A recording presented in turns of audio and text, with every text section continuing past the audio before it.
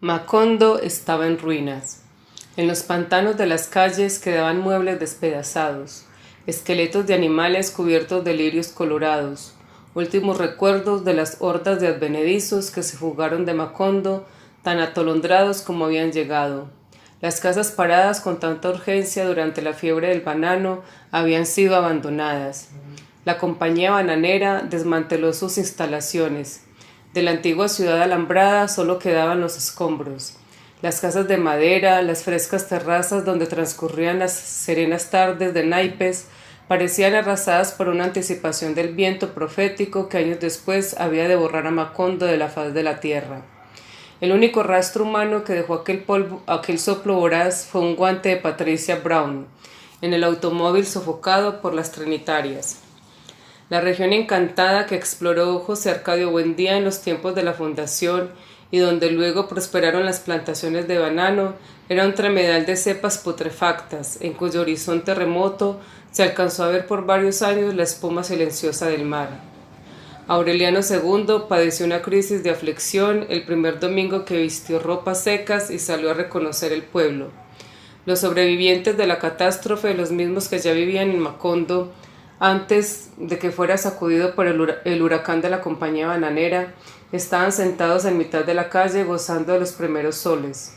Todavía conservaban en la piel el verde de alga y el olor de rincón que les imprimió la lluvia, pero en el fondo de sus corazones parecían satisfechos de haber recuperado el pueblo en que nacieron.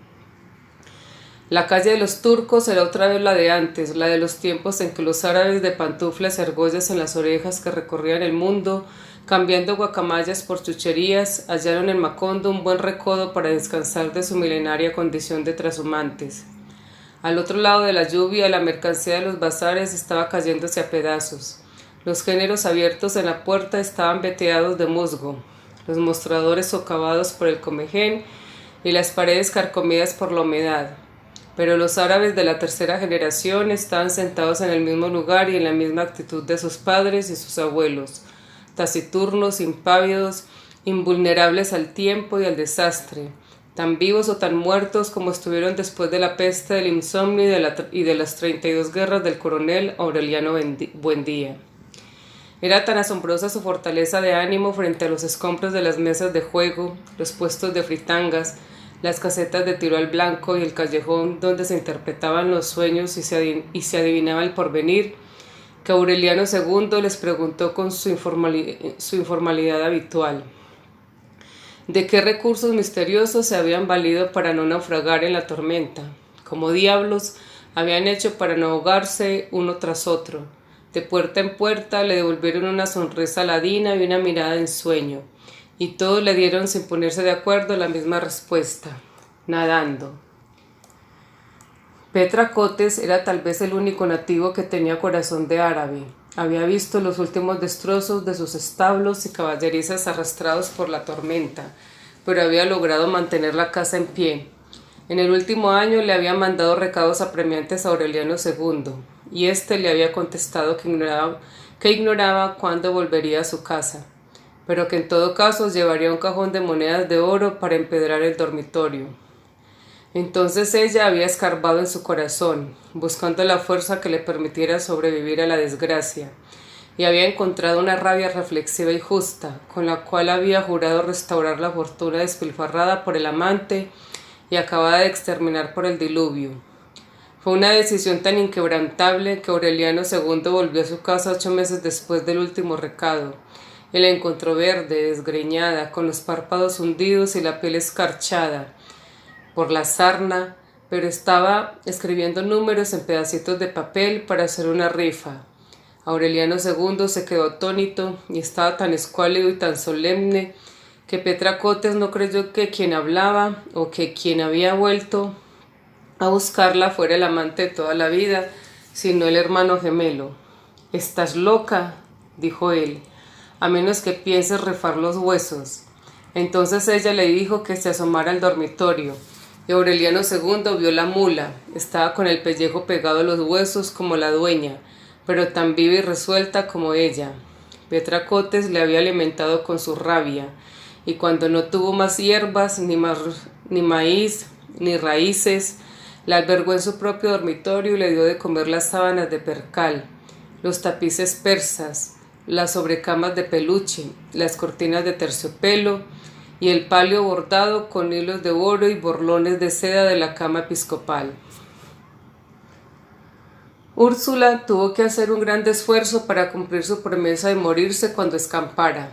Las ráfagas de lucidez, que eran tan escasas durante la lluvia, se hicieron más frecuentes a partir de agosto, cuando empezó a soplar el viento árido que sofocaba los rosales y petrificaba los pantanos, y que acabó por esparcir sobre Macondo el polvo abrasante que cubrió para siempre los oxidados techos de zinc y los almendros centenarios. Úrsula lloró de lástima al descubrir que por más de 3 años había quedado para juguete de los niños. Se lavó la cara pintorreteada, se quitó de encima las tiras de colorines, las lagartijas y los sapos resecos y las camándulas, y antiguos collares de árabes que le habían colgado por todo el cuerpo, y por primera vez desde la muerte de Amaranta, abandonó la cama sin auxilio de nadie para incorporarse de nuevo a la vida familiar. El ánimo de su corazón invencible la orientaba en las tinieblas. Quienes repararon en sus trastabilleos y tropezaron con su brazo arcangélico, siempre alzado a la altura de la cabeza, pensaron que a duras penas podía con su cuerpo, pero todavía no creyeron que estaba ciega. Ella no necesitaba ver para darse cuenta de que los canteros de flores, cultivados con tanto esmero desde la primera reconstrucción, habían sido destruidos por la lluvia y arrasados por las excavaciones de Aureliano II, y que las paredes y el cemento de los pisos estaban cuarteados, los muebles flojos y descoloridos, las puertas desquiciadas y la familia amenazada por un espíritu de resignación y pesadumbre que no hubiera sido concebible en sus tiempos. Moviéndose a tientas por los dormitorios vacíos, percibía el trueno continuo del comején taladrando las maderas, y el tijereteo de la polilla en los roperos, y el estrépito devastador de las enormes hormigas coloradas que habían prosperado en el diluvio, y estaban socavando los cimientos de la casa. Un día abrió el baúl de los santos y tuvo que pedir auxilio a Santa Sofía de la Piedad para quitarse de encima las cucarachas que saltaron del interior y que ya habían pulverizado la ropa. No es posible vivir en esta negligencia, decía. A este paso terminaremos devorados por las bestias. Desde entonces no tuvo un instante de reposo. Levantada desde antes del amanecer, recurría a quien estuviera disponible, inclusive a los niños. Puso al sol las escasas ropas que todavía estaban en condiciones de ser usadas. Ahuyentó a las cucarachas con sorpresivos asaltos de insecticida, raspó las venas del comején en puertas y ventanas y asfixió con cal viva las hormigas en sus madrigueras. La fiebre de restauración acabó por llevarla a los cuartos olvidados. Hizo desembarazar de escombros y telarañas la habitación donde a José Arcadio Buendía se le secó la mollera buscando la piedra filosofal. Puso en orden el taller de platería que había sido revuelto por los soldados. Y por último pidió las llaves del cuarto de Melquiades para ver en qué estado se encontraba. Fiel a la voluntad de José Arcadio II, que había prohibido toda intromisión mientras no hubiera un indicio real de que había muerto, Santa Sofía de la Piedad recurrió a toda clase de subterfugios para desorientar a Úrsula. Pero era tan inflexible su determinación de no abandonar a los insectos ni al más recóndito e inservible rincón de la casa, que desbarató cuanto obstáculo le atravesaron, y al cabo de 3 días de insistencia consiguió que le abrieran el cuarto. Tuvo que agarrarse del quicio para que no la derribara la pestilencia, pero no le hicieron falta más de 2 segundos para recordar que ahí estaban guardadas las 72 vacinillas de las colegialas, y que en una de las primeras noches de lluvia una patrulla de soldados había registrado la casa buscando a José Arcadio II y no habían podido encontrarlo. «Bendito sea Dios», exclamó, como si lo hubiera visto todo. Tanto tratar de inculcarte las buenas costumbres para que terminaras viviendo como un puerco. José Arcadio II seguía leyendo los pergaminos. Lo único visible en la intrincada maraña de pelos eran los dientes rayados del ama verde y los ojos inmóviles. Al reconocer la voz de la bisabuela, Movió la cabeza hacia la puerta, trató de sonreír y sin saberlo repitió una antigua frase de Úrsula. —¿Qué quería? —murmuró—. ¿El tiempo pasa? —Así es —dijo Úrsula—, pero no tanto. Al decirlo tuvo conciencia de estar dando la misma réplica que recibió del coronel Aureliano Buendía en su celda de sentenciado. Y una vez más se estremeció con la comprobación de que el tiempo no pasaba, como ella lo acababa de admitir, sino que daba vueltas en redondo. Pero tampoco entonces le dio una oportunidad a la resignación. Regañó a José Arcadio II como si fuera un niño y se empeñó en que se bañara y se afeitara, y le prestara su fuerza para acabar de restaurar la casa. La simple idea de abandonar el cuarto que le había proporcionado la paz aterrorizó a José Arcadio II. Gritó que no había poder humano capaz de hacerlo salir, porque no quería ver el tren de 200 vagones cargados de muertos que cada atardecer partía de Macondo hacia el mar. «Son todos los que estaban en la estación», gritaba. 3408. Solo entonces comprendió Úrsula que él estaba en un mundo de tinieblas más impenetrable que el suyo, tan infranqueable y solitario como el del bisabuelo. Lo dejó en el cuarto, pero consiguió que no volvieran a poner el candado, que hicieran la limpieza todos los días, que tiraran las vasinillas a la basura y solo dejaran una, y que mantuvieran a José Arcadio II tan limpio y presentable como estuvo el bisabuelo en su largo cautiverio bajo el castaño. Al principio, Fernanda interpretaba aquel ajetreo como un acceso de locura senil, y a duras penas reprimía la exasperación. Pero José Arcadio le anunció por esa época desde Roma que pensaba ir a Macondo antes de hacer los votos perpetuos, y la buena noticia le infundió tal entusiasmo que de la noche a la mañana se encontró regando las flores 4 veces al día para que su hijo no fuera a formarse una mala impresión de la casa.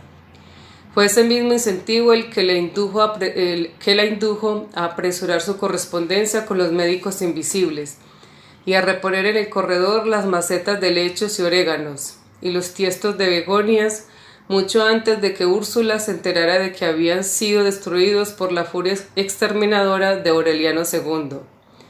Más tarde vendió el servicio de plata y compró vajillas de cerámica, soperas y cucharones de peltre cubiertos de alpaca, y empobreció con ellos las alacenas acostumbradas a la loza de la compañía y la cristalería de Bohemia. Úrsula trataba de ir siempre más lejos. «Que abran puertas y ventanas», gritaba, «que hagan carne y pescado, que compren las tortugas más grandes, que vengan los forasteros a atender sus petates en los rincones y a orinarse en los rosales, que se sienten a la mesa a comer cuantas veces quieran y que eructen y espotriquen y lo embarren todo con sus botas, y que hagan con nosotros lo que les dé la gana, porque esa es la única manera de espantar la ruina». Pero era una ilusión vana, estaba ya demasiado vieja y viviendo de sobra para repetir el milagro de los animalitos de caramelo, y ninguno de sus descendientes había heredado su fortaleza. La casa continuó cerrada por orden de Fernanda. Aureliano II, que había vuelto a llevarse sus baúles a casa de Petra Cotes, disponía apenas de los medios para que la familia no se muriera de hambre. Con la rifa de la mula, Petra Cotes y él habían comprado otros animales con los cuales consiguieron enderezar un rudimentario negocio de lotería. Aureliano II andaba de casa en casa ofreciendo los billetitos que él mismo pintaba con tintas de colores, para hacerlos más atractivos y convincentes. ¿Y acaso no se daba cuenta de que muchos se los compraban por gratitud y la mayoría por compasión? Sin embargo, aún los más piadosos compradores adquirían la oportunidad de ganarse un cerdo por 20 centavos o una novilla por 32, y se entusiasmaban tanto con la esperanza que la noche del martes desbordaban el patio de Petra Cotes esperando el momento en que un niño escogiera al azar y sacara de la bolsa el número premiado. Aquello no tardó en convertirse en una feria semanal, pues desde el atardecer se instalaban en el patio mesas de fritangas y puestos de bebidas, y muchos de los favorecidos sacrificaban allí mismo el animal ganado con la condición de que otros pusieran la música y el aguardiente, de modo que sin haberlo deseado, Aureliano II se encontró de pronto tocando otra vez el acordeón y participando en modestos torneos de voracidad. Estas humildes réplicas de las parrandas de otros días sirvieron para que el propio Aureliano II descubriera cuánto habían decaído sus ánimos y hasta qué punto se había secado su ingenio de cumbiambero magistral. Era un hombre cambiado. Los 120 kilos que llegó a tener en la época en que lo desafió la elefanta se habían reducido a 78. La candorosa y abogotada cara de tortuga se le había vuelto de iguana, y siempre andaba cerca del aburrimiento y el cansancio. Para Petra Cotes, sin embargo, nunca fue mejor hombre que entonces, tal vez porque confundía con el amor la compasión que él inspiraba y el sentimiento de solidaridad que en ambos había despertado la miseria. La cama desmantelada dejó de ser lugar de desafueros y se convirtió en refugio de confidencias. Liberados de los espejos repetidores que habían rematado para comprar animales de rifa y de los damascos y terciopelos concupiscientes que se habían comido la mula, se quedaban despiertos hasta muy tarde con la inocencia de dos abuelos desvelados, aprovechando para sacar cuentas y trasponer centavos, el tiempo que antes malgastaban en malgastarse. A veces los sorprendían los primeros gallos haciendo y deshaciendo montoncitos de monedas, quitando un poco de aquí para ponerlo allá, de modo que esto alcanzara para contentar a Fernanda y aquello para los zapatos de Amaranta Úrsula, y esto otro para Santa Sofía de la Piedad, que no estrenaba un traje desde los tiempos del ruido, y esto para mandar a hacer el cajón de si se moría Úrsula,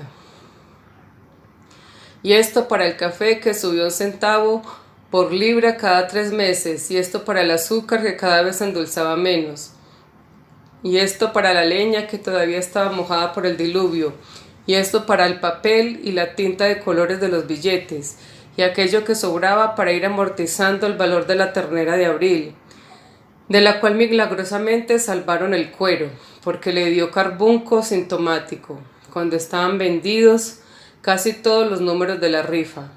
Eran tan puras aquellas misas de pobreza que siempre destinaban la mejor parte para Fernanda, y no lo hicieron nunca por remordimiento ni por caridad, sino porque su bienestar les importaba más que el de ellos mismos. Lo que en verdad les ocurría, aunque ninguno de los dos se daba cuenta, era que ambos pensaban en Fernanda como en la hija que hubieran querido tener y no tuvieron, hasta el punto de que en cierta ocasión se resignaron a comer mazamorra por 3 días para que ella pudiera comprar un mantel holandés. Sin embargo, por más que se mataban trabajando, por mucho dinero que escamotearan y muchas triquiñuelas que concibieran, los ángeles de la guarda se les dormían de cansancio mientras ellos ponían y quitaban monedas tratando de que siquiera les alcanzara para vivir, en el insomnio que les dejaban las malas cuentas. Se preguntaban qué había pasado en el mundo para que los animales no parieran con el mismo desconcierto de antes, porque el dinero se desbarataba en las manos y porque la gente que hacía poco tiempo quemaba mazos de billetes en la cumbiamba, consideraba que era un asalto en despoblado cobrar 12 centavos por la rifa de 6 gallinas. Aureliano II pensaba sin decirlo que el mal no estaba en el mundo, sino en algún lugar recóndito del misterioso corazón de Petra Cotes, donde algo había ocurrido durante el diluvio que volvió estériles a los animales y escurridizo el dinero. Intrigado con este enigma, escarbó tan profundamente en los sentimientos de ella, que buscando el interés encontró el amor, porque tratando de que ella lo quisiera, terminó por quererla. Petra Cotes, por su parte, lo iba queriendo más a medida que sentía aumentar su cariño. Y fue así como en la plenitud del otoño volvió a creer en la superstición juvenil de que la pobreza era una servidumbre del amor. Ambos evocaban entonces como un estorbo las parrandas desatinadas, la riqueza aparatosa y la fornicación sin frenos, y se lamentaban de cuánta vida les había costado encontrar el paraíso de la soledad compartida. Locamente enamorados al cabo de tantos años de complicidad estéril, gozaban con el milagro de quererse tanto en la mesa como en la cama, y llegaron a ser tan felices que todavía cuando eran dos ancianos agotados seguían retozando como conejitos y peleándose como perros. Las rifas no dieron nunca para más. Al principio, Aureliano II ocupaba 3 días de la semana encerrado en su antigua oficina de ganadero, dibujando billete por billete, pintando con un cierto primor una vaquita roja, un cochinito verde o un grupo de gallinas azules, según fuera el animal rifado, y modelaba con una buena imitación de las letras de imprenta el nombre que le pareció bueno a Petra Cotes para bautizar el negocio: Rifas de la Divina Providencia. Pero con el tiempo se sintió tan cansado después de dibujar hasta 2000 billetes a la semana que mandó a hacer los animales, el nombre y los números en sellos de caucho, y entonces el trabajo se redujo a humedecerlos en almohadillas de distintos colores. En sus últimos años se les ocurrió sustituir los números por adivinanzas, de modo que el premio se repartiera entre todos los que acertaran. Pero el sistema resultó ser tan complicado y se prestaba a tantas suspicacias que desistieron a la segunda tentativa. Aureliano II andaba tan ocupado tratando de consolidar el prestigio de sus rifas que apenas le quedaba tiempo para ver a los niños. Fernanda puso a Amaranta Úrsula en una escuelita privada donde no se recibían más de 6 alumnas, pero se negó a permitir que Aureliano asistiera a la escuela pública. Consideraba que ya había cedido demasiado al aceptar que abandonara el cuarto. Además, en las escuelas de esa época solo recibían hijos legítimos de matrimonios católicos, y en el certificado de nacimiento que habían prendido con una nodriza en la batita de Aureliano cuando lo mandaron a la casa, estaba registrado como expósito, de modo que se quedó encerrado a merced de la vigilancia caritativa de Santa Sofía de la Piedad y de las alternativas mentales de Úrsula, descubriendo el estrecho mundo de la casa según se lo explicaban las abuelas. Era fino, estirado, de una curiosidad que sacaba de quicio a los adultos, pero al contrario de la mirada inquisitiva y a veces clarividente que tuvo el coronel a su edad, la suya era parpadeante y un poco distraída. Mientras Amaranta Úrsula estaba en el parvulario, él cazaba lombrices y torturaba insectos en el jardín. Pero una vez en que Fernanda lo sorprendió metiendo alacranes en una caja para ponerlos en la estera de Úrsula, lo recluyó en el antiguo dormitorio de Meme, donde se distrajo de sus horas solitarias repasando las láminas de la enciclopedia. Allí lo encontró Úrsula una tarde en que andaba asperjando la casa con agua serenada y un ramo de ortigas, y a pesar de que había estado con él muchas veces, le preguntó quién era. «Soy Aureliano Buendía», dijo él. «Es verdad», replicó ella, ya es hora de que empieces a aprender la platería». Lo volvió a confundir con su hijo, porque el viento cálido que sucedió al diluvio e infundió en el cerebro de Úrsula ráfagas eventuales de lucidez había acabado de pasar. No volvió a recobrar la razón. Cuando entraba al dormitorio encontraba ya a Petronila y Guarán, con el estorboso Miriñaque y el saquito de mostacilla que se ponía para las visitas de compromiso, y encontraba tranquilina María Miniata, a la Coque Buendía, su abuela, abanicándose con una pluma de pavo real en su mecedor de tullida, y a su bisabuelo Aureliano Arcadio Buendía con su falso hormán de las guardias virreinales, y a Aureliano Iguarán, su padre, que había inventado una oración para que se achicharraran y se cayeran los gusanos de las vacas, y la timorata de su madre, y el primo con la cola de cerdo, y a José Arcadio Buendía y a sus hijos muertos, todos sentados en sillas que habían sido recostados contra la pared como si no estuvieran en una vista, sino en un velorio. Ella hilvanaba una cháchara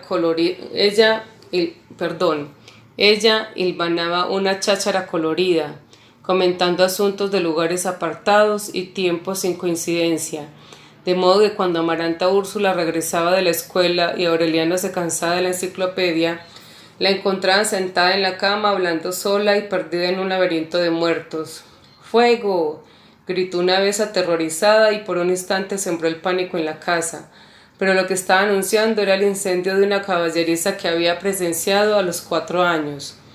Llegó a revolver de tal modo el pasado con la actualidad que en las 2 o 3 ráfagas de lucidez que tuvo antes de morir, nadie supo a ciencia cierta si hablaba de lo que sentía o de lo que recordaba.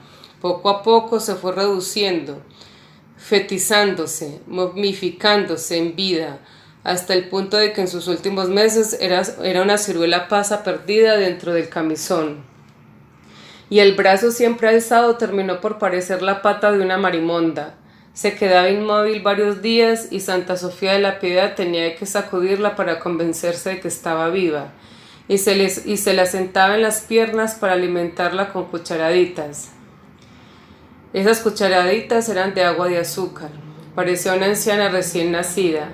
Amaranta, Úrsula y Aureliano la llevaban y la traían por el dormitorio. La acostaban en el altar para ver que era apenas más grande que el niño Dios. La acostaban en el altar para ver que era más grande que el niño Dios. Y una tarde la escondieron en un armario del granero, donde hubiera podido comérsela las ratas.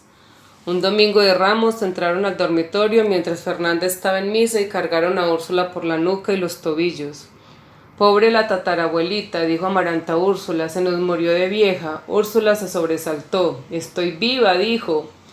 Ya ves, dijo Amaranta a Úrsula, reprimiendo la risa, ni siquiera respira. Estoy hablando, gritó Úrsula. Ni siquiera habla, dijo Aureliano, se murió como un grillito. Entonces Úrsula se rindió a la evidencia. Dios mío, exclamó en voz baja, de modo que esto es la muerte. Inició una oración interminable, atropellada, profunda, que se prolongó por más de 2 días, y que el martes había degenerado en un revoltijo de súplicas a Dios y de consejos prácticos para que las hormigas coloradas no tumbaran la casa, para que nunca dejaran apagar la lámpara frente al daguerrotipo de remedios, y para que cuidaran de que ningún buen día fuera a casarse con alguien de su misma sangre, porque nacerían los hijos con cola de puerco. Aureliano II trató de aprovechar el delirio para que le confesara dónde estaba el oro enterrado, pero otra vez fueron inútiles las súplicas. Cuando aparezca el dueño, dijo Úrsula, Dios ha de iluminarlo para que lo encuentre.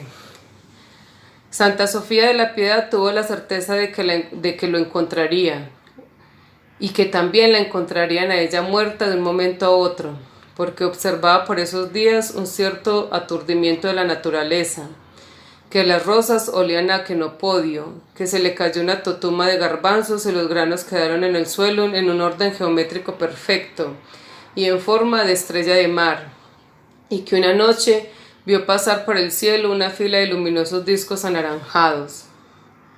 Amaneció muerta el Jueves Santo, la última vez que la habían ayudado a sacar la cuenta de su edad. Por los tiempos de la compañía bananera, le habían calculado entre los 115 y los 122 años. La enterraron en una cajita que era apenas más grande que la canastilla La enterraron en una cajita que era apenas más grande que la canastilla en que fue llevado Aureliano. Y muy poca gente asistió al entierro, en parte porque no eran muchos quienes se acordaban de ella, y en parte porque ese mediodía hubo tanto calor que los pájaros desorientados se estrellaban como perdigones contra las paredes y rompían las mallas metálicas de las ventanas para morirse en los dormitorios. Al principio se creyó que era una peste. Las amas de casa se agotaban de tanto barrer pájaros muertos, sobre todo a la hora de la siesta, y los hombres los echaron al río por carretadas.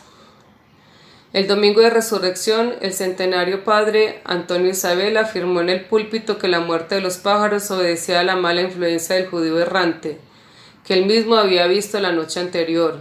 Lo describió como un híbrido de macho cabrío cruzado con hembra hereje, una bestia infernal cuyo aliento calcinaba el aire y cuya vista determinaría la concepción de engendros por las recién casadas.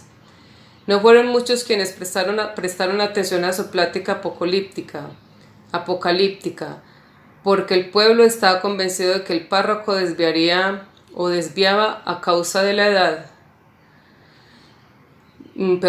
Porque el párroco desvariaba a causa de la edad. Pero una mujer despertó a todos al amanecer del miércoles porque encontró unas huellas de bípedo de pezuña hendida. Eran tan ciertas e inconfundibles que quienes fueron a verlas no pusieron en duda la existencia de una criatura espantosa semejante a la descrita por el párroco, y se asociaron para montar trampas en sus patios. Fue así como lograron la captura. 2 semanas después de la muerte de Úrsula, Petra Cotes y Aureliano II despertaron sobresaltados por un llanto de becerro descomunal que les llegaba del vecindario. Cuando se levantaron, ya un grupo de hombres estaba desenterrando al monstruo de las afiladas varas que habían parado en el fondo de una fosa cubierta con hojas secas y había dejado de berrear. Pesaba como un buey, a pesar de que su estatura no era mayor que la de un adolescente y que de sus heridas manaban sangre verde y untuosa. Tenía el cuerpo cubierto de un pelambre áspero, plagado de garrapatas menudas y el pellejo petrificado por una costra de rémora. Pero al contrario de la descripción del párroco, sus partes humanas eran más de ángel valetudinario que de hombre, porque las manos eran tersas y hábiles, los ojos grandes y crepusculares, y tenía en los omóplatos los muñones cicatrizados y callosos de unas alas potentes que debieron ser desbastadas con hachas de labrador. Lo colgaron por los tobillos en un almendro de la plaza para que nadie se quedara sin verlo, y cuando empezó a pudrirse, lo incineraron en una hoguera porque no se pudo determinar si su naturaleza bastarda era de animal para echar en el río o de cristiano para sepultar. Nunca se estableció si en realidad fue por él que se murieron los pájaros, pero las recién casadas no concibieron los engendros anunciados, ni disminuyó la intensidad del calor. Rebeca murió a fines de ese año. Argénida, su criada de toda la vida, pidió ayuda a las autoridades para derribar la puerta del dormitorio donde su patrona estaba encerrada desde hacía 3 días. Y la encontraron en la cama solitaria, enroscada como un camarón, con la cabeza pelada por la tiña y el pulgar metido en la boca. Aureliano II se hizo cargo del entierro y trató de restaurar la casa para venderla, pero la destrucción estaba tan encarnizada en ella que las paredes se desconchaban acabadas de pintar, y no hubo argamasa bastante gruesa para impedir que la cizaña triturara los pisos y la hiedra pudriera los horcones. Todo andaba así desde el diluvio. La desidia de la gente contrastaba con la voracidad del olvido, que poco a poco iba carcomiendo sin piedad los recuerdos, hasta el extremo de que por esos tiempos, en un nuevo aniversario del Tratado de Neerlandia, llegaron a Macondo unos emisarios del presidente de la República para entregar por fin la condecoración varias veces rechazada por el coronel Aureliano Buendía. Y perdieron toda una tarde buscando a alguien que les indicara dónde podían encontrar a algunos de sus descendientes. Aureliano II estuvo tentado de recibirla creyendo que era una medalla de oro macizo, pero Petra Cotes lo persuadió de la indignidad cuando ya los emisarios aprestaban bandos y discursos para la ceremonia. También por esa época volvieron los gitanos, los últimos herederos de la ciencia de Melquiades, y encontraron el pueblo tan acabado y a sus habitantes tan apartados del resto del mundo, que volvieron a meterse en las casas arrastrando fierros imantados como si de veras fueran el último descubrimiento de los sabios babilonios. Y volvieron a concentrar los rayos solares con la lupa gigantesca, y no faltó quien se quedara con la boca abierta viendo caer peroles y rodar calderos, y quienes pagaran 50 centavos para asombrarse con una gitana que se quitaba y se ponía la dentadura postiza. Un desvencijado tren amarillo que no traía ni llevaba a nadie, y que apenas se detenía en la estación desierta, era lo único que quedaba del tren multitudinario en el cual enganchaba el señor Brown su vagón con techo de vidrio y poltronas de obispo, y de los trenes fruteros de 120 vagones que demoraban pasando toda una tarde. Los delegados curiales que habían ido a investigar el informe sobre la extraña mortandad de los pájaros y el sacrificio del judío errante Encontraron al padre Antonio Isabel jugando con los niños a la gallina ciega y creyendo que su informe era producto de una alucinación senil. Se los llevaron a un asilo. Poco después mandaron al padre Augusto Ángel a un cruzado de las nuevas jornadas, intransigente, audaz, temerario, que tocaba personalmente las campanas varias veces al día para que no se aletargaran los espíritus, y que andaba de casa en casa despertando los dormilones para que fueran a misa, pero antes de un año estaba tan bien vencido por la negligencia que se respiraba en el aire, por el polvo ardiente que todo lo envejecía y atascaba, y por el sopor que le causaban las albóndigas del almuerzo en el calor insoportable de la siesta. A la muerte de Úrsula, la casa volvió a caer en un abandono del cual no la podría rescatar ni siquiera una voluntad tan resuelta y vigorosa como la de Amaranta Úrsula, que muchos años después, siendo una mujer sin prejuicios, alegre y moderna, con los pies bien asentados en el mundo, abrió puertas y ventanas para espantar la ruina, restauró el jardín, exterminó las hormigas coloradas que ya andaban a pleno día por el corredor y trató inútilmente de despertar el olvido, ese olvidado espíritu de la hospitalidad. La pasión claustral de Fernanda puso un dique infranqueable a los 100 años torrenciales de Úrsula. No solo se negó a abrir las puertas cuando pasó el viento árido, sino que hizo clausurar las ventanas con crucetas de madera, obedeciendo a la consigna paterna de enterrarse en vida. La dispendiosa correspondencia con los médicos invisibles terminó en un fracaso. Después de numerosos aplazamientos, se encerró en su dormitorio en la fecha y la hora acordada, cubierta solamente por una sábana blanca y con la cabeza hacia el norte, y a la 1 de la madrugada sintió que le taparon la cara con un pañuelo embebido en un líquido glacial. Cuando despertó, el sol brillaba en la ventana y ella tenía una costura bárbara en forma de arco que empezaba en la ingle y terminaba en el esternón. Pero antes de que cumpliera ese reposo previsto, recibió una carta desconcertada de los médicos invisibles, quienes decían haberla registrado durante 6 horas sin encontrar nada que correspondiera a los síntomas tantas veces y tan escrupulosamente descritos por ella.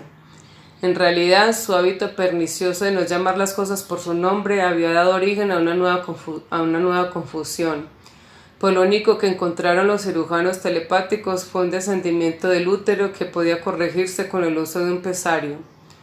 La desilusionada Fernanda trató de obtener una información más precisa, pero los corresponsales ignotos no volvieron a contestar sus cartas. Se sintió tan agobiada por el peso de esa palabra desconocida que decidió amordazar la vergüenza para preguntar qué era un pesario, y solo entonces supo que el médico francés se había colgado de una viga 3 meses antes y había sido enterrado contra la voluntad del pueblo por un antiguo compañero de armas del coronel Aureliano Buendía. Entonces se confió a su hijo José Arcadio y éste le mandó los pesarios desde Roma, con un folletico explicativo que ella echó al excusado después de aprendérselo de memoria, para que nadie fuera a conocer la naturaleza de sus quebrantos. Era una precaución inútil porque las únicas personas que vivían en la casa apenas sí la tomaban en cuenta. Santa Sofía de la Piedad vagaba en una vejez solitaria, cocinando lo poco que se comía y casi por completo dedicada al cuidado de José Arcadio II.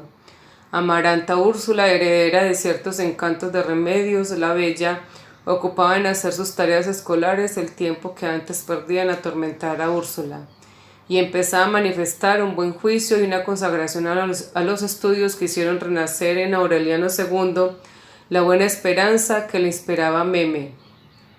Le había prometido mandarla a terminar sus estudios en Bruselas, de acuerdo con una costumbre establecida en los tiempos de la Compañía Bananera, y esa ilusión lo había llevado a tratar de revivir las tierras devastadas por el diluvio. Las pocas veces que entonces se le veía en la casa era porque Amaranta Úrsula, pues con el tiempo se había convertido en un extraño para Fernanda, y el pequeño Aureliano se iba volviendo esquivo y ensimismado a medida que se acercaba a la pubertad. Aureliano II confiaba en que la vejez ablandara el corazón de Fernanda para que el niño pudiera incorporarse en la vida de un pueblo donde seguramente nadie se hubiera tomado el trabajo de hacer especulaciones suspicaces sobre su origen.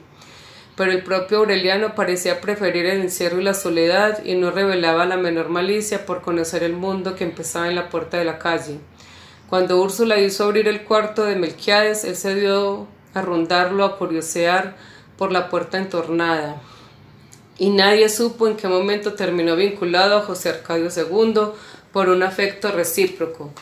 Aureliano II descubrió esa amistad mucho tiempo después de iniciada, cuando oyó al niño hablando de la matanza de la estación.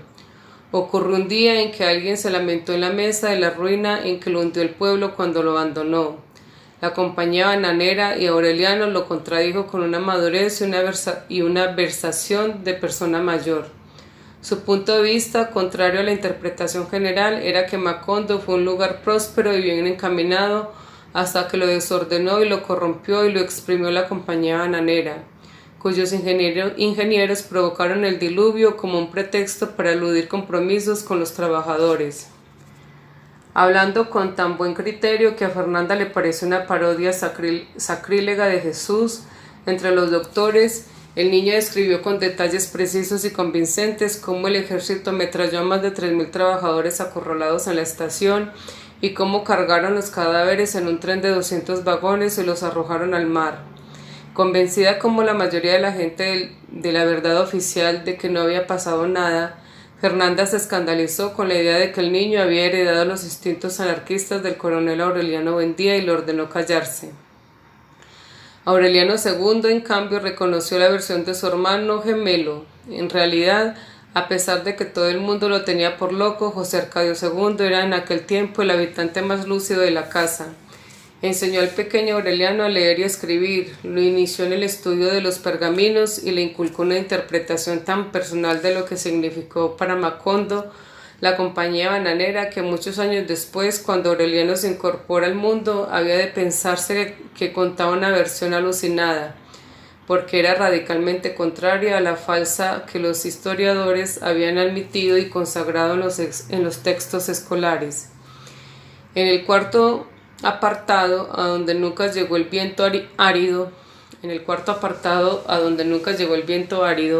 ni el polvo ni el calor, ambos recordaban la visión atrábica de un anciano con sombrero de alas de cuervo que hablaba del mundo a espaldas de la ventana. Muchos años antes de que ellos nacieran, ambos descubrieron al mismo tiempo que allí siempre era marzo y siempre era lunes, y entonces comprendieron que José Arcadio Buendía no estaba tan loco como contaba la familia, sino que era el único que había dispuesto de bastante lucidez para vislumbrar la verdad de que también el tiempo sufría tropiezos y accidentes y podría, por tanto, astillarse y dejar en un cuarto una fracción eternizada. José Arcadio II había logrado además clasificar las letras crípticas de los pergaminos. Estaba seguro de que correspondían a un alfabeto de 47 a 153 caracteres, que separados parecían arañitas y garrapatas, y que en la primorosa caligrafía de Melquiades parecían piezas de ropa puestas a secar en un alambre. Aureliano recordaba haber visto una tabla semejante en la enciclopedia inglesa, así que la llevó al cuarto para compararla con la de José Arcadio II. Eran iguales en efecto. Por la época en que se le ocurrió la lotería de adivinanzas, Aureliano II despertaba con un nudo en la garganta, como si estuviera reprimiendo las ganas de llorar. Petra Cotes lo interpretó como uno de los tantos trastornos provocados por la mala situación, y todas las mañanas durante más de un año le tocaba el paladar con un hisopo de miel de abejas y le daba jarabe de rábano. Cuando el nudo de la garganta se le hizo tan opresivo que le costaba trabajo respirar, Aureliano II visitó a Pilar Ternera por si ella conocía alguna hierba de alivio. La inquebrantable abuela, que había llegado a los 100 años al frente de un burdelito clandestino, no confió en supersticiones terapéuticas, sino que consultó el asunto con las barajas. Vio el caballo de oros con la garganta herida por el acero de la sota de espadas y dedujo que Fernanda estaba tratando de que el marido volviera a la casa mediante el desprestigiado sistema de hinchar alfileres en su retrato. En este caso es hincar alfileres en su retrato. pero que le había provocado un tumor interno por un conocimiento torpe de sus malas artes. Como Aureliano II no tenía más retratos que los de la boda, y las copias estaban completas en el álbum familiar, siguió buscando por toda la casa en los descuidos de la esposa, y por fin encontró en el fondo del ropero media docena de pesarios en sus cajitas originales. Creyendo que las rojas llantitas de caucho eran objetos de hechicería, se metió una en el bolsillo para que la viera Pilar Ternera. Ella no pudo determinar su naturaleza, pero le pareció tan sospechosa que de todos modos se hizo llevar la media docena y la quemó en una hoguera que prendió en el patio para conjurar en el supuesto maléfico de Fernanda, y le indicó a Aureliano II que mojara una gallina clueca y la enterrara viva bajo el castaño. Y él lo hizo de tan buena fe que cuando acabó de disimular con hojas secas la tierra removida, ya sentía que respiraba mejor. Por su parte, Fernanda interpretó la desaparición como una represalia de los médicos invisibles y se cosió en la parte interior de la camisola una faltriquera de jareta donde guardó los pesarios nuevos que le mandó su hijo. 6 meses después del enterramiento de la gallina, Aureliano II despertó a medianoche con un acceso de tos y sintiendo que lo estrangulaban. Esa estrangulación la sentía por dentro con tenazas de cangrejo. Fue entonces cuando comprendió que por muchos pesarios mágicos que destruyera y muchas gallinas de conjuro que remojara, la única y triste verdad era que estaba muriendo. No se lo dijo a nadie, atormentado por el temor de morirse sin mandar a Bruselas a Amaranta. 2 meses después, Amaranta Úrsula se fue a Bruselas. Aureliano II le entregó no solo el dinero de la rifa extraordinaria, sino el que había logrado economizar en los meses anteriores, y el muy escaso que obtuvo por la venta de la pianola, el clavicordio y otros corotos caídos en desgracia. Según sus cálculos, ese fondo le alcanzaba para los estudios, así que solo quedaba pendiente el valor del pasaje de regreso. Fernanda se opuso al viaje hasta el último momento, escandalizada con la idea de que Bruselas estuviera tan cerca de la perdición de París, pero se tranquilizó con una carta que le dio el padre Ángel para una pensión de jóvenes católicas atendidas por religiosas, donde Amaranta Úrsula prometió vivir hasta el término de sus estudios. Además, el párroco consiguió que viajara al cuidado de un grupo de franciscanas que iban para Toledo, donde esperaban encontrar gente de confianza para mandarla a Bélgica.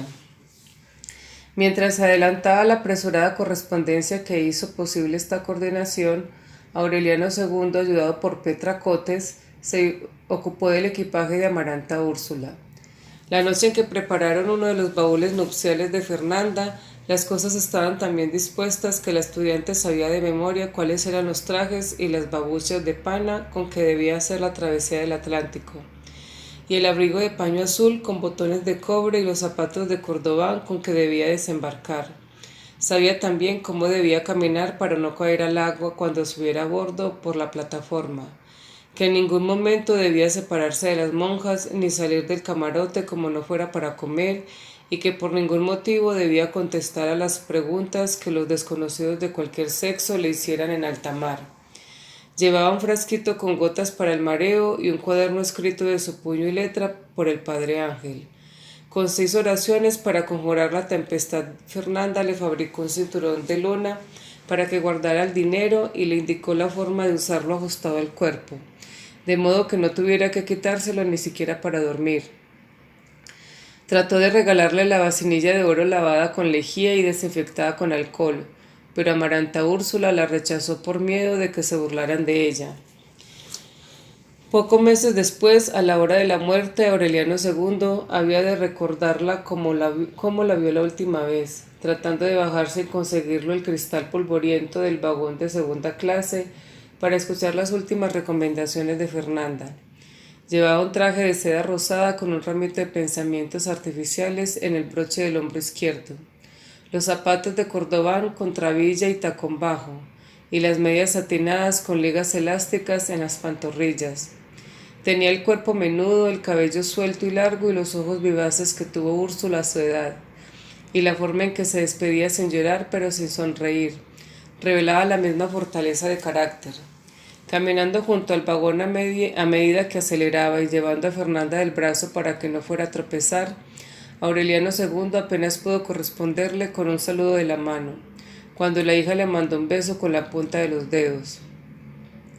Los esposos permanecieron inmóviles bajo el sol abrasante, mirando cómo el tren se iba confundiendo con el punto negro del horizonte y tomados del brazo por primera vez desde el día de la boda. El 9 de agosto, antes de que se recibiera la primera carta de Bruselas, José Arcadio II conversaba con Aureliano en el cuarto de Melquiades y sin que viniera a cuento dijo: «Acuérdate siempre de que eran más de 3000 y que los echaron al mar». Luego se fue de bruces sobre los pergaminos y murió con los ojos abiertos. En ese mismo instante, en la cama de Fernando, su hermano gemelo llegó al final del prolongado y terrible martirio de los cangrejos de hierro que le carcomieron la garganta. Una semana antes había vuelto a la casa sin voz, sin aliento y casi en los puros huesos, con sus baúles trashumantes y su acordón de perdulario, para cumplir la promesa de morir junto a la esposa. Petra Cotes lo ayudó a recoger sus ropas y lo despidió sin derramar una lágrima, pero olvidó darle los zapatos de charol que él quería llevar en el ataúd. De modo que cuando supo que había muerto, se vistió de negro, envolvió los botines en un periódico y le pidió permiso a Fernanda para ver el cadáver. Fernanda no la dejó pasar de la puerta. «Pónganse en mi lugar», suplicó Petra Cotes. «Imagínate cuánto lo habré querido para soportar esta humillación».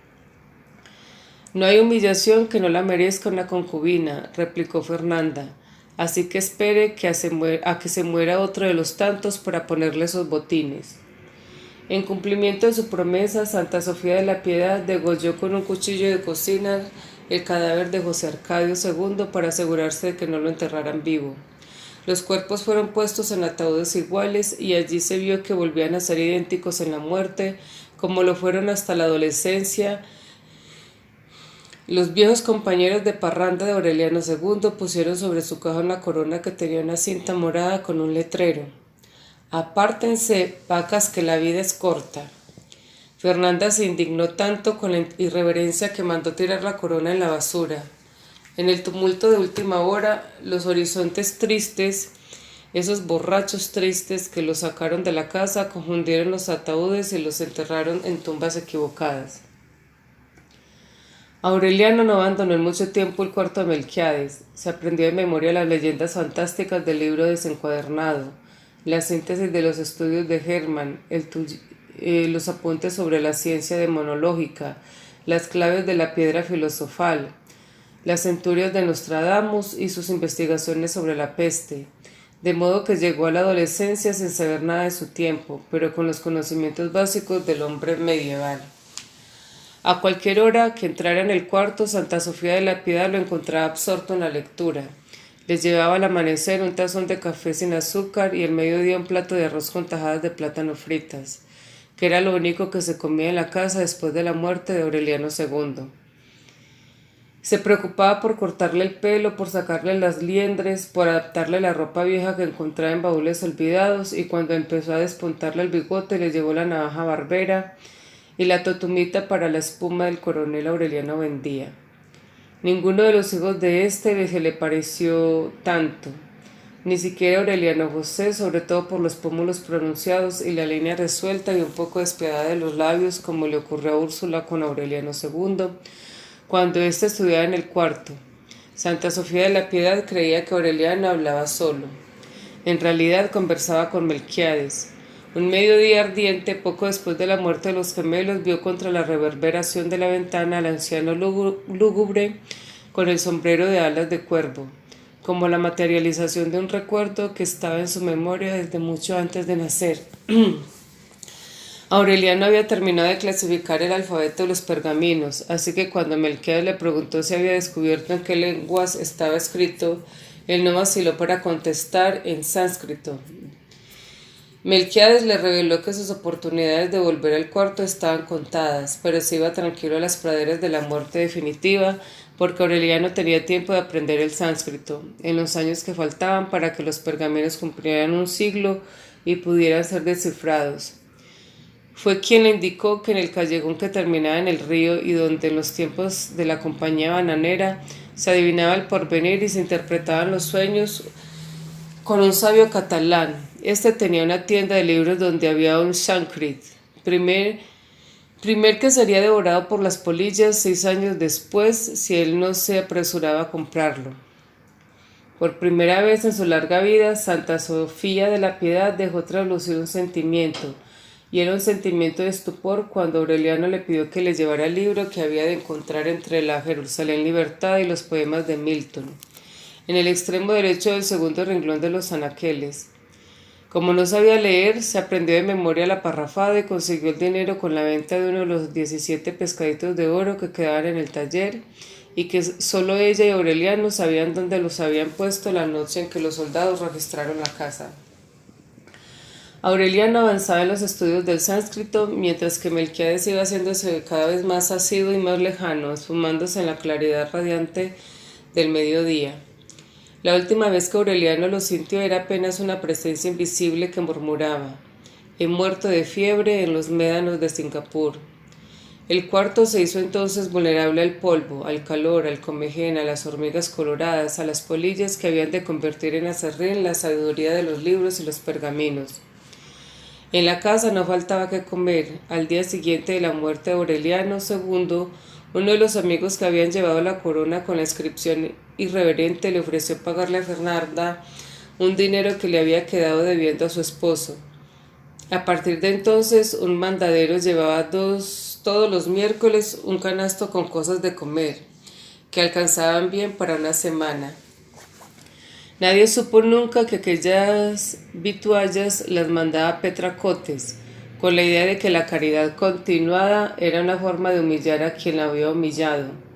Sin embargo, el rencor se le disipó mucho más pronto de lo que ella misma esperaba, y entonces siguió mandando la comida por orgullo y finalmente por compasión.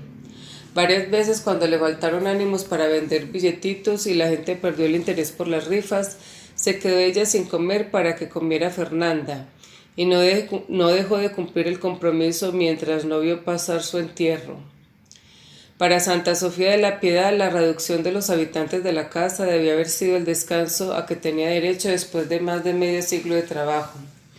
Nunca se le había oído un lamento a aquella mujer sigilosa, impenetrable, que sembró en la familia los gérmenes angélicos de Remedios la Bella, y la misteriosa solemnidad de José Arcadio II, que consagró toda una vida de soledad y silencio a la crianza de unos niños que apenas se recordaban que eran sus nietos e hijos, y que se ocupó de Aureliano como si hubiera salido de sus entrañas, sin saber ella misma que era su bisabuela. Solo en una casa como aquella era concebible que hubiera dormido siempre en un petate que tendía en el piso del granero, entre el estrépito nocturno de las ratas, y sin haber contado a nadie que una noche la despertó la pavorosa sensación de que alguien la estaba mirando en la oscuridad, y que era una víbora que se deslizaba por su vientre. Ella sabía que si se lo hubieran contado a Úrsula, le habría puesto a dormir en su propia cama, pero eran los tiempos en que nadie se daba cuenta de nada mientras no se gritaba en el corredor, porque los afanes de la panadería, los sobresaltos de la guerra, el cuidado de los niños no dejaban tiempo para pensar en la felicidad ajena. Petra Cotes, a quien nunca vio, era la única que se acordaba de ella. Estaba pendiente de que tuvieran un buen par de zapatos para salir, de que nunca le faltara un traje, aun en los tiempos en que hacían milagros con el dinero de las rifas. Cuando Fernanda llegó a la casa, tuvo motivos para creer que era una sirvienta eternizada, y aunque varias veces oyó decir que era la madre de su esposo, aquello le resultaba tan increíble que más tardaba en saberlo que en olvidarlo. Santa Sofía de la Piedad no pareció molestarle nunca por aquella condición subalterna. Al contrario, se tenía la impresión de que le gustaba andar por los rincones sin una tregua, sin un quejido, manteniendo ordenada y limpia la inmensa casa donde vivió desde la adolescencia, y que particularmente en los tiempos de la compañía bananera parecía más un cuartel que un hogar. Pero cuando murió Úrsula, la diligencia inhumana de Santa Sofía de la Piedad, su tremenda capacidad de trabajo empezaron a quebrantarse. No era solamente que estuviera vieja y agotada, sino que la casa se precipitó de la noche a la mañana en una crisis de senilidad. Un musgo tierno se trepó por las paredes cuando ya no hubo un lugar pelado en los patios. La maleza rompió por debajo el cementerio del corredor, lo resquebrajó como un cristal, y salieron por las grietas las mismas florecitas amarillas que casi un siglo antes había encontrado Úrsula en el vaso donde estaba la dentadura postiza de Melquiades. Sin tiempo ni recursos para impedir los desafueros de la naturaleza, Santa Sofía de la Piedad se pasaba el día en los dormitorios espantando los lagartos que volverían a meterse por la noche. Una mañana vio que las hormigas coloradas abandonaron los cimientos socavados, atravesaron el jardín, subieron por el pasamanos donde las begonias habían adquirido un color de tierra y entraron hasta el fondo de la casa. Trató primero de matarlas con una escoba, luego con un insecticida y por último con cal. Pero al otro día estaban otra vez en el mismo lugar, pasando siempre tenaces e invencibles. Fernanda, escribiendo cartas a sus hijos, no se daba cuenta de la arremetida incontenible de la destrucción. Santa Sofía de la Piedad siguió luchando sola, peleando con la maleza para que no entrara en la cocina, arrancando de las paredes los borlones de telaraña que se reproducían en pocas horas, raspando el comején. Pero cuando vio que también el cuarto de Melquiades estaba telarañado y polvoriento, así lo barriera y sacudiera 3 veces al día, y que a pesar de su furia limpiadora estaba amenazando por los escombros y el aire de miseria que solo el coronel Aureliano Buendía y el joven militar habían previsto, comprendió que estaba vencida. Entonces se puso el gastado traje dominical, unos viejos zapatos de Úrsula y un par de medias de algodón que le había regalado Amaranta Úrsula, e hizo un atadito con las 2 o 3 mudas que le quedaban. «Me rindo», le dijo Aureliano, «esta es mucha casa para mis pobres huesos». Aureliano le preguntó para dónde iba y ella hizo un gesto de vaguedad como si no tuviera la menor idea de su destino. Trató de precisar, sin embargo, que iba a pasar sus últimos años con una prima hermana que vivía en Riohacha. No era una explicación verosímil. Desde la muerte de sus padres no había tenido contacto con nadie en el pueblo. Ni recibió cartas ni recados, ni se le oyó hablar de pariente alguno. Aureliano le dio 14 pescaditos de oro porque ella estaba dispuesta a irse con lo único que tenía, 1 peso y 25 centavos. Desde la ventana del cuarto, él la vio atravesar el patio con su atadito de ropa, arrastrando los pies y arqueada por los años, y la vio meter la mano por un hueco del portón para poner la aldaba después de haber salido. Jamás se volvió a saber de ella. Cuando se enteró de la fuga, Fernanda despotricó un día entero, mientras revisaba baúles, cómodas y armarios, cosa por cosa, para convencerse de que Santa Sofía de la Piedad no se había alzado con nada. Se quemó los dedos tratando de prender un fogón por primera vez en la vida y tuvo que pedirle a Aureliano el favor de enseñarle a preparar el café. Con el tiempo fue él quien hizo los oficios de la cocina.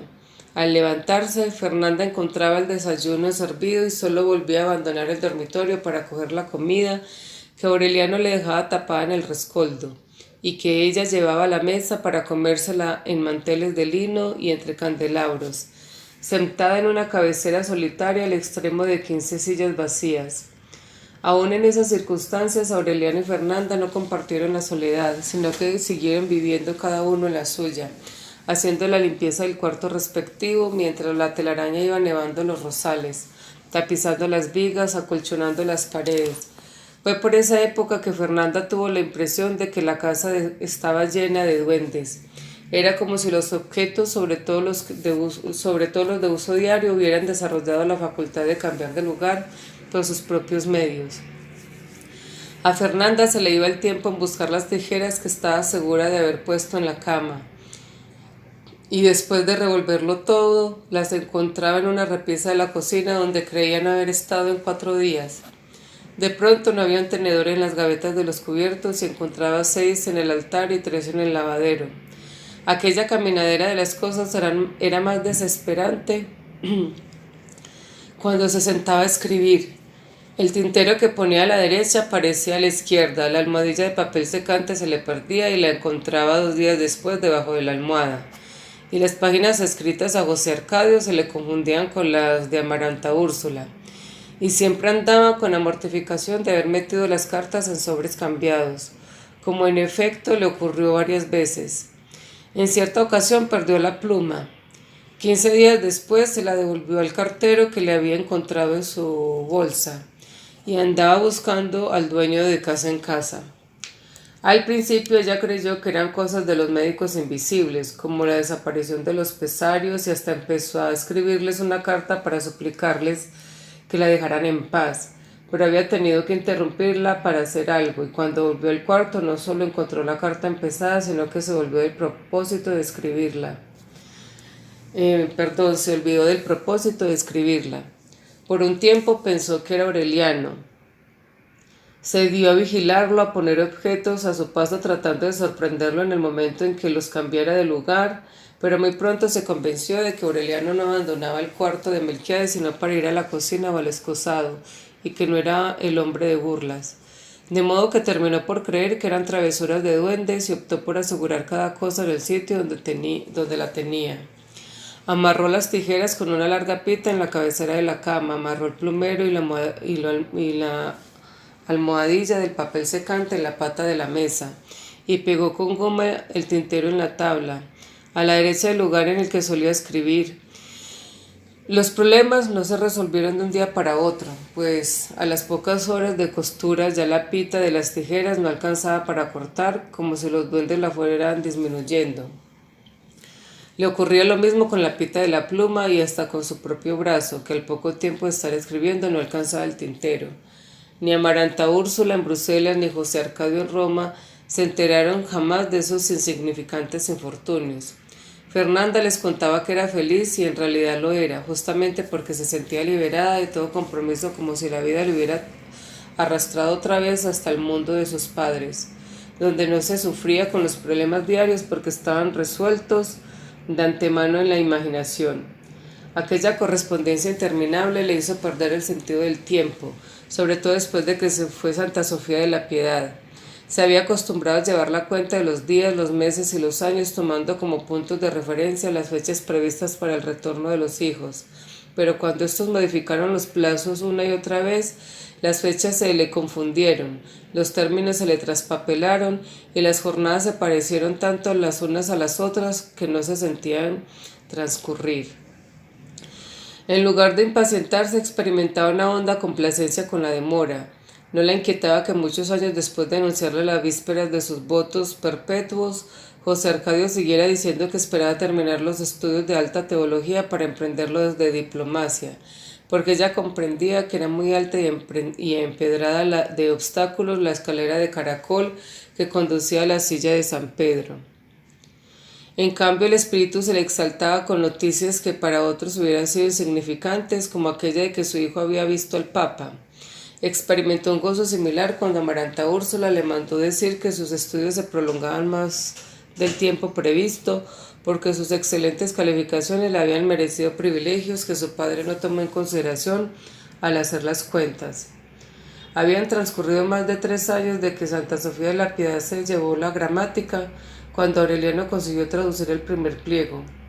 No fue una labor inútil, pero constituía apenas un primer paso en un camino cuya longitud era imposible prever, porque el texto en castellano no significaba nada, eran versos cifrados. Aureliano carecía de elementos para establecer las claves que le permitieran desentrañarlos, pero como Melquiades le había dicho que en la tienda del sabio catalán estaban los libros que le harían falta para llegar al fondo de los pergaminos, decidió hablar con Fernanda para que le permitiera ir a buscarlos.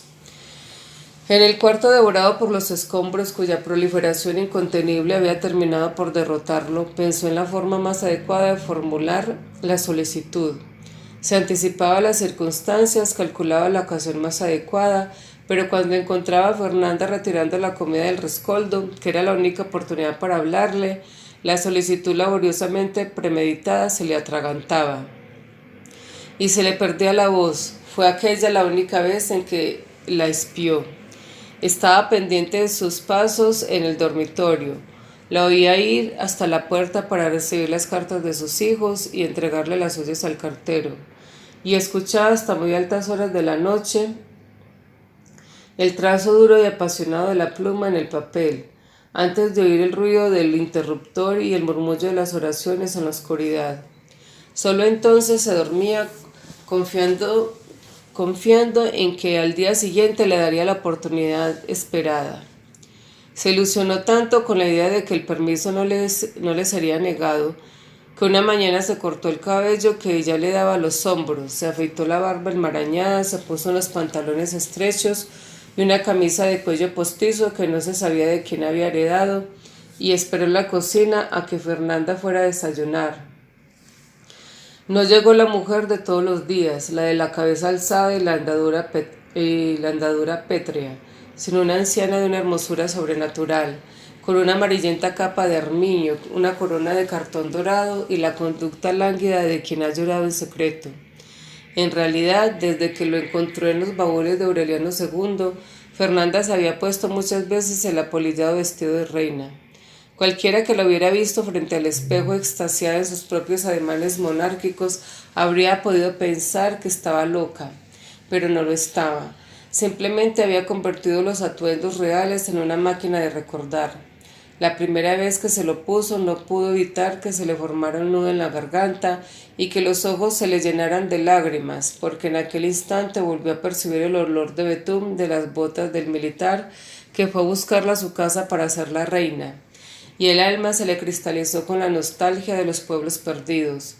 Se sintió tan vieja, tan acabada, tan distante de las mejores horas de su vida, que inclusive añoró las que recordaba como las peores. Y solo entonces descubrió cuánta falta hacían las ráfagas de orégano en el corredor, y el vapor de los rosales al atardecer, y hasta la naturaleza bestial de los advenedizos. Su corazón de ceniza apelmazada, que había resistido sin quebrantos a los golpes más certeros de la realidad cotidiana, se desmoronó a los primeros embates de la nostalgia. La necesidad de sentirse triste se le iba convirtiendo en un vicio a medida que la devastaban los años. Se humanizó en la soledad. Sin embargo, la mañana en que entró en la cocina y se encontró con una taza de café que le ofrecía un adolescente oso y pálido, con un resplandor alucinado en los ojos, la desgarró el zarpazo del ridículo.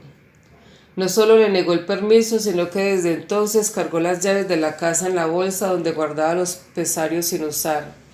Era una precaución inútil, porque de haberlo querido Aureliano habría podido escapar y hasta volver a casa sin ser visto. Por el prolongado cautiverio, la incertidumbre del mundo, el hábito de obedecer, habían resecado en su corazón las semillas de la rebeldía. De modo que volvió a su clausura, pasando y repasando los pergaminos y oyendo hasta muy avanzada la noche los sollozos de Fernanda en el dormitorio.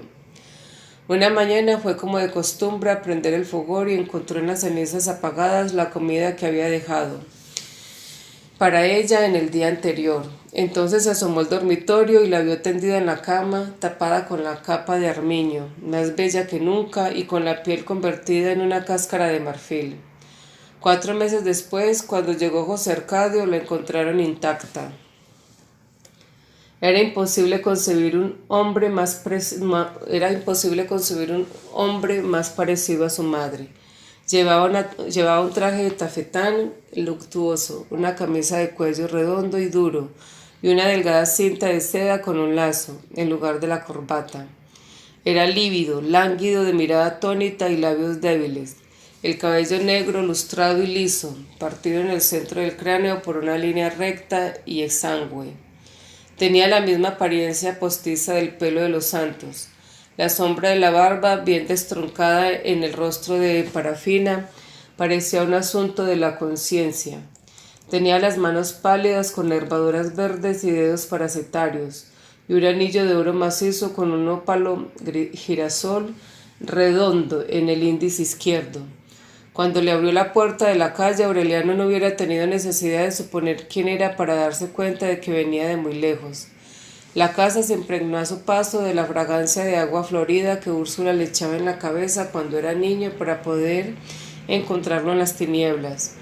De algún modo imposible de precisar, después de tantos años de ausencia, José Arcadio seguía siendo un niño otoñal, terriblemente triste y solitario. Fue directamente al dormitorio de su madre, donde Aureliano había vaporizado mercurio durante 4 meses en el atanor del abuelo de su abuelo, para conservar el cuerpo según la fórmula de Melquiades. José Arcadio no hizo ninguna pregunta. Le dio un beso en la frente del cadáver. Le sacó de debajo de la falda la faltriquera de jareta, donde había 3 pesarios todavía sin usar, y la llave del ropero. Hacía todo con ademanes directos y decididos, en contraste con su languidez. Sacó del ropero un cofrecito desmaquinado con el escudo familiar, y encontró en el interior perfumado de sándalo la cara voluminosa en que Fernanda desahogó el corazón de las intocables verdades que le había ocultado. La leyó de pie, con avidez pero sin ansiedad, y en la 3ª página se detuvo y examinó a Aureliano con una mirada de segundo reconocimiento. Entonces dijo con una voz que tenía algo de navaja de afeitar: «Tú eres el bastardo». Soy Aureliano Buendía. Vete a tu cuarto», dijo José Arcadio. Aureliano se fue y no volvió a salir ni siquiera por curiosidad cuando oyó el rumor de los funerales solitarios. A veces, desde la cocina, veía a José Arcadio deambulando por la casa, ahogándose en su respiración anhelante, y seguía escuchando sus pasos por los dormitorios en ruinas después de la medianoche. No oyó su voz en muchos meses, no solo porque José Arcadio no le dirigía la palabra, sino porque él no tenía deseos de que ocurriera, ni tiempo de pensar en nada distinto de los pergaminos. A la muerte de Fernanda había sacado el penúltimo pescadito y había ido a la librería del sabio catalán en busca de los libros que le hacían falta. No le interesó nada de lo que vio en el trayecto, acaso porque carecía de recuerdos para comparar, y las calles desiertas y las casas desoladas eran iguales a como las había imaginado en un tiempo en que hubiera dado el alma por conocerlas. Se había concedido a sí mismo el permiso que le negó Fernanda, y solo por una vez, con un objetivo único y por el tiempo mínimo indispensable, así que recorrió sin pausa las 11 cuadras que separaban la casa del callejón donde antes se interpretaban los sueños, y entró cesando en el abigarrado y sombrío local donde apenas había espacio para moverse. Más que una librería, aquella parecía un basurero de libros usados, puestos en desorden en los estantes mellados por el comején, en los rincones amelazados de telaraña y aún en los espacios que debieron destinarse a los pasadizos. En una larga mesa, también agobiada de mamotretos, el propietario escribió una prosa incansable, con una caligrafía morada, un poco delirante y en hojas sueltas de cuaderno escolar. Tenía una hermosa cabellera plateada que se le adelantaba en la frente como el penacho de una cacatúa, y sus ojos azules, vivos y estrechos, revelaban la mansedumbre del hombre que ha leído todos los libros. Estaba en calzoncillos, empapado en sudor, y no desentendió la escritura para ver quién había llegado. Aureliano no tuvo dificultad para rescatar de entre aquel desorden de fábula los 5 libros que buscaba, pues estaban en el lugar exacto que le indicó Melquiades. Sin decir una palabra, se los entregó junto con el pescadito de oro al sabio catalán, y éste los examinó, y sus párpados se contrajeron como 2 almejas. «Debes estar loco», dijo en su lengua, alzándose de hombros, y le devolvió a Aureliano los 5 libros y el pescadito. «Llévatelos», dijo en castellano. «El último hombre que leyó esos libros debió ser Isaac el ciego, así que piensa bien lo que haces». José Arcadio restauró el dormitorio de Meme, mandó limpiar y remendar las cortinas de terciopelo y el damasco de baldaquín de la cama virreinal, y puso otra vez en servicio el baño abandonado, cuya alberca de cemento estaba renegrida por una nata fibrosa y áspera. A esos 2 lugares se redujo su imperio de pacotilla, de gastados géneros exóticos, de perfumes falsos y de pedrería barata. Lo único que pareció estorbarle en el resto de la casa fueron los santos del altar doméstico, que una tarde quemó hasta convertirlos en ceniza en una hoguera que prendió en el patio. Dormía hasta después de las 11. Iba al baño con una deshilachada túnica de dragones dorados y unas chinelas de borlas amarillas, y allí oficiaba un rito que por su parsimonia y duración recordaba al de Remedios la Bella. Antes de bañarse, aromaba la alberca con las sales que llevaba en 3 pomos alabastrados, No se hacía abluciones con la totuma, sino que zambullía en las aguas fragantes y permanecía hasta 2 horas flotando boca arriba, adormecido por la frescura, después de zambullirse. A los pocos días de haber llegado, abandonó el vestido del tafetán, que además de ser demasiado caliente para el pueblo, era el único que tenía, y lo cambió por unos pantalones ajustados muy parecidos a los que usaba Pietro Crespi en las clases de baile, y una camisa de seda tejida con el gusano vivo y con sus iniciales bordadas en el corazón. 2 veces por semana lavaba la muda completa en la alberca y se quedaba con la túnica hasta que se secaba, pues no tenía más que ponerse. Nunca comía en la casa, salía a la calle cuando aflojaba el calor de la siesta y no regresaba hasta muy entrada la noche. Entonces continuaba en deambular angustioso, respirando como un gato y pensando en Amaranta. Ella y la mirada espantosa de los santos en el fulgor de la lámpara nocturna eran los 2 recuerdos que conservaba de la casa. Muchas veces en el alucinante agosto romano había abierto los ojos en mitad del sueño y había visto a Amaranta surgiendo de un estanque de mármol brocatel, con sus poliners de encaje y su venda en la mano, idealizada por la ansiedad del exilio. Al contrario de Aureliano José, que trató de sofocar aquella imagen en el pantano sangriento de la guerra, él trataba de mantenerla viva en un Senegal de concupiscencia, mientras entretenía a su madre con la patraña sin término de la vocación pontífica. Ni a él ni a Fernanda se les ocurrió pensar nunca que su correspondencia fuera un intercambio de fantasías. José Arcadio, que abandonó el seminario tan pronto como llegó a Roma, siguió alimentando la leyenda de la teología y el derecho canónico para no poner en peligro la herencia fabulosa de que le hablaban las cartas delirantes de su madre, y que había de rescatarlo de la miseria y la sordidez que compartía con 2 amigos en una buhardilla del Trastevere. Cuando recibió la última carta de Fernanda, dictada por el presentimiento de la muerte inminente, metió en una maleta los últimos desperdicios de su falso esplendor y atravesó el océano en una bodega donde los emigrantes se apelotonaban como reses de matadero, comiendo macarrones fritos y quesos aguzanados. Antes de tener el testamento de Fernanda, que no era más que una minuciosa y tardía recapitulación de infortunios, ya los muebles desvencijados y la maleza del corredor le habían indicado que estaba metido en una trampa de la cual no saldría jamás. Estaría para siempre exiliado de la luz de diamante y el aire inmemorial de la primavera romana. En los insomnios agotadores del asma, medía y volvía a medir la profundidad de su desventura, mientras repasaba la casa tenebrosa donde los aspavientos seniles de Úrsula le infundieron el miedo del mundo.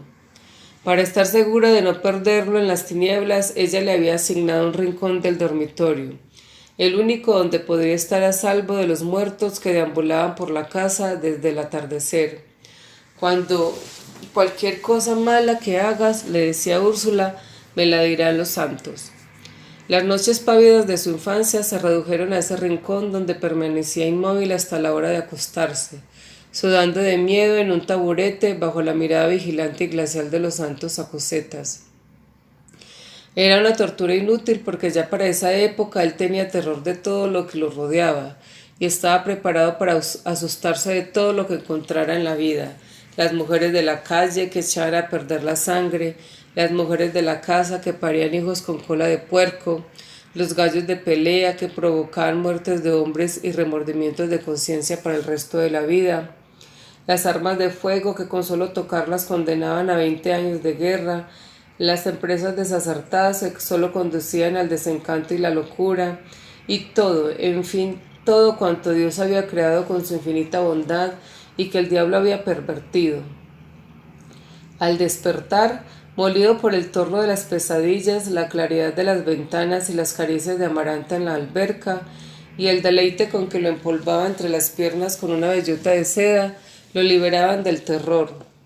Hasta Úrsula era distinta bajo la luz radiante del jardín, porque allí no le hablaba de cosas de pavor, sino que le frotaba los dientes con polvo de carbón, para que tuviera la sonrisa radiante de un papa, y le cortaba y le polía las uñas para que los peregrinos que llegaran a Roma de todo el ámbito de la tierra se asombraran de la pulcritud de las manos del Papa cuando les echara la bendición y los peinaba como un papa, y lo ensopaba con agua florida para que su cuerpo y sus ropas tuvieran la fragancia de un papa. En el patio de Castel Gandolfo él había visto al Papa en un balcón, pronunciando el mismo discurso en 7 idiomas para una muchedumbre de peregrinos. Y lo único que en efecto le había llamado la atención era la blancura de sus manos, que parecían maceradas en lejía, el resplendor deslumbrante de sus ropas de verano y su recóndito hálito de agua de Colonia. Casi un año después del regreso a la casa, habiendo vendido para comer los candelabros de plata y la vasinilla heráldica que a la hora de la verdad solo tuvo de oro las incrustaciones del escudo, la única distracción de José Arcadio era recoger niños en el pueblo para que jugaran en la casa. Aparecía con ellos a la hora de la siesta y los hacía saltar la cuerda en el jardín, cantar en el corredor y hacer maromas en los muebles de la sala mientras él iba por entre los grupos impartiendo lecciones de buen comportamiento.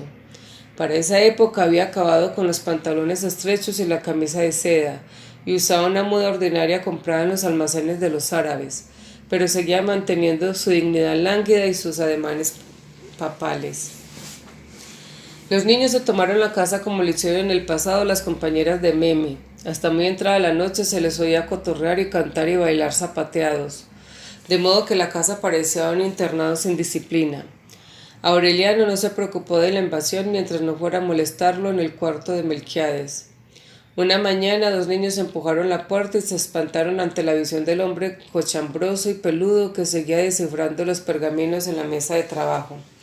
No se atrevieron a entrar, pero siguieron rondando la habitación.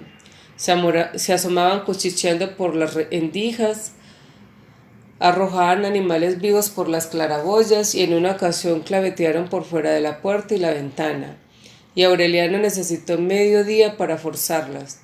Divertidos por la impunidad de sus travesuras, 4 niños entraron otra mañana en el cuarto, mientras Aureliano estaba en la cocina, dispuestos a destruir los pergaminos. Pero tan pronto como se apoderaron de los pliegos amarillentos, una fuerza angélica los levantó del suelo y los mantuvo suspendidos en el aire hasta que regresó Aureliano y les arrebató los pergaminos. Desde entonces no volvieron a molestarlo. Los 4 niños mayores que usaban pantalones cortos a pesar de que ya se asomaban a la adolescencia se ocupaban de la apariencia personal de José Arcadio. Llegaban más tempranos que los otros y dedicaban la mañana a afeitarlo, a darle masajes con toallas calientes, a cortarle y pulirle las uñas de las manos y los pies, a perfumarlo con agua florida. En varias ocasiones se metieron en la alberca para jabonarlo de pies a cabezas mientras él flotaba boca arriba pensando en Amaranta. Luego lo secaban, le empolvaban el cuerpo y lo vestían. Uno de los niños, que tenía el cabello rubio y crespo y los ojos de vidrios rosados como los conejos, solía dormir en la casa. Eran tan firmes los vínculos que los unían a José Arcadio que lo acompañaban en sus insomnios de asmático sin hablar, deambulando con él por la casa en tinieblas. Una noche vieron en la alcoba donde dormía Úrsula un resplandor amarillo a través del cemento cristalizado, como si un sol subterráneo hubiera convertido en vitral el piso del dormitorio. No tuvieron que encender el foco, les bastó con levantar las placas quebradas del rincón donde siempre estuvo la cama de Úrsula y donde el resplandor era más intenso, para encontrar la cripta secreta que Aureliano II se cansó de buscar en el delirio de las excavaciones. Allí estaban los 3 sacos de lona cerrados con alambre de cobre y dentro de ellos los 7.214 doblones de A4 que seguían relumbrando como brasas en la oscuridad. El hallazgo del tesoro fue como una deflagración. En vez de regresar a Roma con la intempestiva fortuna que era el sueño madurado en la miseria, José Arcadio convirtió la casa en un paraíso decadente. Cambió por terciopelo nuevo las cortinas y el baldaquín del dormitorio y les hizo poner baldosa al piso del baño y azulejos a las paredes. La alacena del comedor se llenó de frutas azucaradas, jamones y encurtidos, y el granero en desuso volvió a abrirse para almacenar vinos y licores que el propio José Arcadio retiraba en la estación del ferrocarril. en cajas marcadas con su nombre. Una noche él y los 4 niños mayores hicieron una fiesta que se prolongó hasta el amanecer. A las 6 de la mañana salieron desnudos del dormitorio, vaciaron la alberca y la llenaron de champaña. Se zambulleron en bandada, nadando como pájaros que volaban en un cielo dorado de burbujas fragantes, mientras José Arcadio flotaba boca arriba al margen de la fiesta, evocando a Amaranta con los ojos abiertos. Permaneció así, ensimismado, rumiando la amargura de sus placeres equívocos, hasta después de que los niños se cansaron y se fueron en tropel al dormitorio, donde arrancaron las cortinas de terciopelo para secarse, y cuartearon en el desorden la luna de cristal de roca, y desbarataron el baldaquín de la cama tratando de acostarse en tumulto. Cuando José Arcadio volvió del baño, los encontró durmiendo apelotonados, desnudos, en una alcoba de naufragio. Enardecido no tanto por los estragos como por el asco y la lástima que sentía contra sí mismo en el desolado vacío de la Saturnal, se armó con una disciplina de perrero, un perrero eclesiástico que guardaba en el fondo del baúl, junto con un cilicio y otros fierros de mortificación y penitencia, y expulsó a los niños de la casa aullando como un loco, y azotándolos sin misericordia, como no lo hubiera hecho con una jauría de coyotes. Quedó demolido con una crisis de asma que se prolongó por varios días y que le dio el aspecto de un agonizante. A la tercera noche de tortura, vencido por la asfixia, fue al cuarto de Aureliano a pedirle el favor de que le comprara en una botica cercana unos polvos para inhalar. Fue así como hizo Aureliano su segunda salida a la calle. Solo tuvo que recorrer 2 cuadras para llegar hasta la estrecha botica de polvorientas vidrieras con pomos de loza marcados en latín, donde una muchacha con la sigilosa belleza de una serpiente del Nilo le despachó el medicamento que José Arcadio le había escrito en un papel. La segunda visión del pueblo desierto, alumbrado apenas por las amarillentas bombillas de las calles, no despertó en Aureliano más curiosidad que la primera vez. José Arcadio había alcanzado a pensar que había huido, cuando lo vio aparecer de nuevo, un poco anhelante a causa de la prisa, arrastrando las piernas que el encierro y la falta de movilidad habían vuelto débiles y torpes. Era tan cierta su indiferencia por el mundo que pocos días después José Arcadio violó la promesa que había hecho a su madre y lo dejó en libertad para salir cuando quisiera. «No tengo nada que hacer en la calle», le contestó Aureliano. Siguió encerrado, absorto en los pergaminos que poco a poco iba desentrañando y cuyo sentido, sin embargo, no lograba interpretar.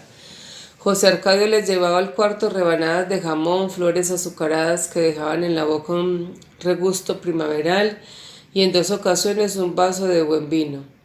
No se interesó en los pergaminos, se consideraba más bien como un entretenimiento esotérico, pero le llamó la atención la rara sabiduría y el inexplicable conocimiento del mundo que tenía aquel pariente desolado. Supo entonces que era capaz de comprender el inglés escrito y que entre pergamino y pergamino había leído de la primera página a la última como si fuera una novela los 6 tomos de la enciclopedia. A esto atribuyó al principio el que Aureliano pudiera hablar de Roma como si hubiera vivido allí muchos años, pero muy pronto se dio cuenta de que tenía conocimientos que no eran enciclopédicos como los precios de las cosas.